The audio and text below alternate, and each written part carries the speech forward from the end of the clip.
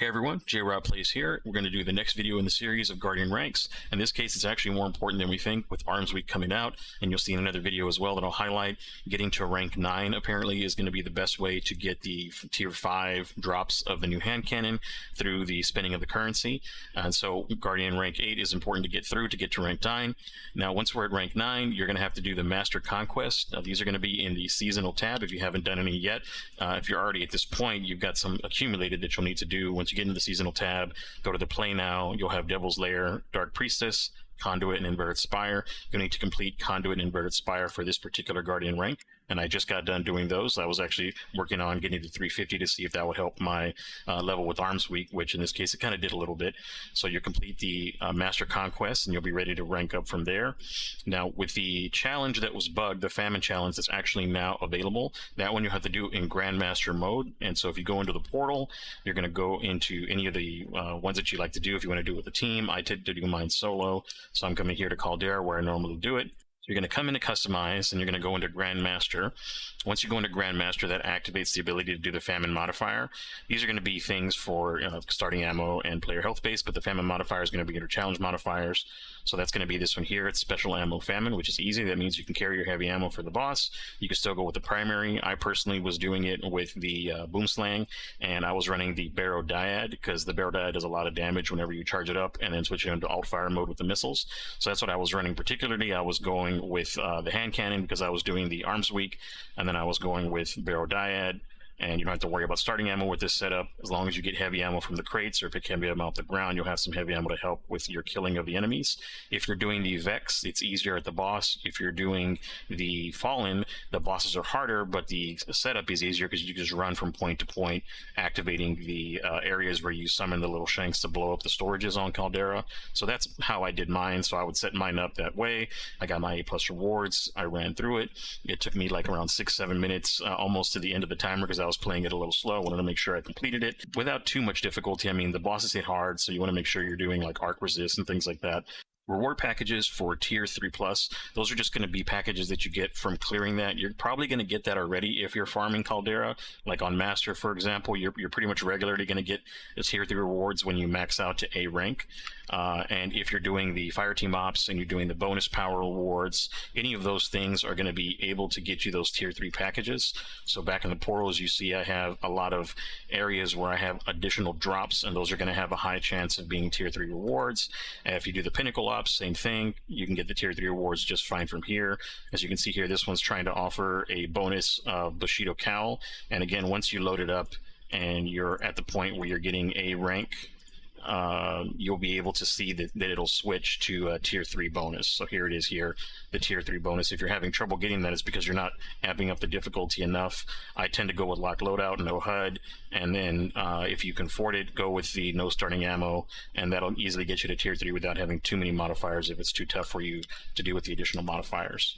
I also like using the modifiers that I really don't encounter much, like the Chill Touch one where you get hit by the enemies and it slows you down. I usually don't let enemies get that close to me, so that when I never really activate stuff that falls on the ground, like the hot foot ones and the ones with the pools from the goblins, those I really don't stand in much. So those are easy modifiers to bump up the difficulty and really not challenge you that much compared to some of the other modifiers that may.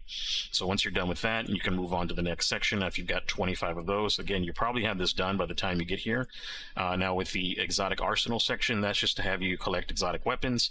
Those you're just going to go around and look at different destinations that have exotic weapons available. You can also still go over to the old stuff. If you go over to the world and you go into some of the legend stuff, you can still pick up certain exotics from the older missions. As you see here, Whisper's got Whisper of the Worm.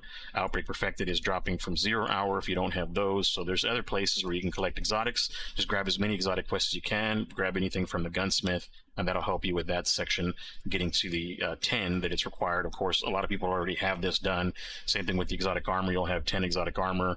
This is easy to get with Rahul, as long as you're getting exotic drops or you're using your exotics from your actual rewards pass. When you claim these, they'll stay in your inventory, here in your inventory, and then all you have to do is run over to Rahul, and there's a new section that is labeled a little different than before. Before it was just sections on focusing, but now there's a new section where if you come into here, the second one over will say that it's there for novel decryption, novel meaning new. So these are going to allow you to pick up armors that you don't have yet using one exotic cipher and one exotic engram. Exotic ciphers are usually available through Xur, or you can also get one per week through the seasonal hub. I still have an exotic cipher here sitting here that I haven't used for the week at 17.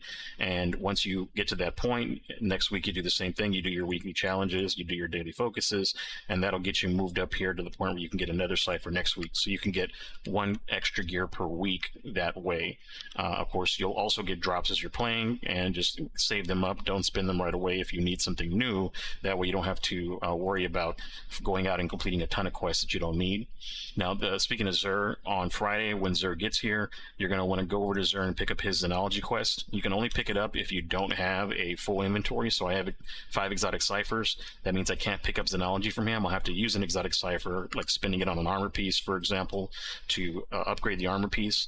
Once I spend that exotic cipher, or if I buy one, for example, from the hole where I was just at, then I can go pick up the Zenology quest. And they've changed it in the Edge of Fate. All you have to do for the Zenology quest is do your normal portal missions, and eventually with enough portal completions at higher rank, you'll complete that bar and you'll be able to go back to Xur and pick up an extra exotic cipher.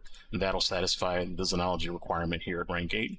For the seasonal artifact, that's pretty easy. It's just asking you to activate 10 perks. So just like in the last section where it was asking, I think, at 5, once you get to this point here, you're at 10. Just make sure you have them all selected, and then these will be the last 2 for 12. Last thing on the list is going to be seasonal journey.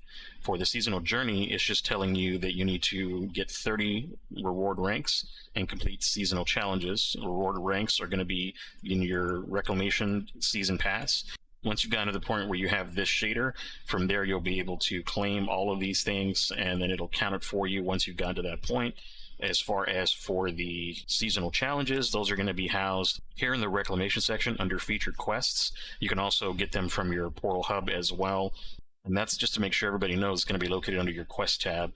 Once you get over to your quest tab, you can then see what's available. It's just going to have you collect any 10 of these and turn them in.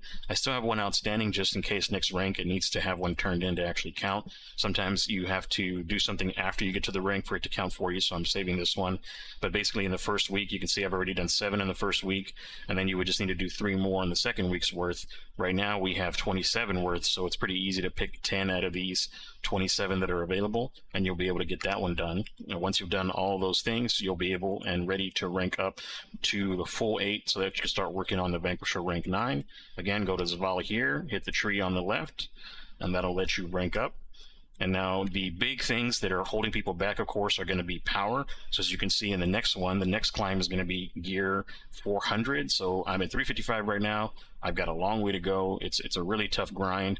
I'm going to be making a video on things that I've learned on how to grind and how to get that there without really losing your mind for the most part. And that'll be coming either later in the week or maybe even as early as tomorrow if I get time today. But other than that, if you guys have any questions or if you're stuck on anything at this Guardian rank 8 and you're still having trouble getting to this rank 9, just let me know and I'll be able to answer those down in the comments. I'll see you guys in the next one.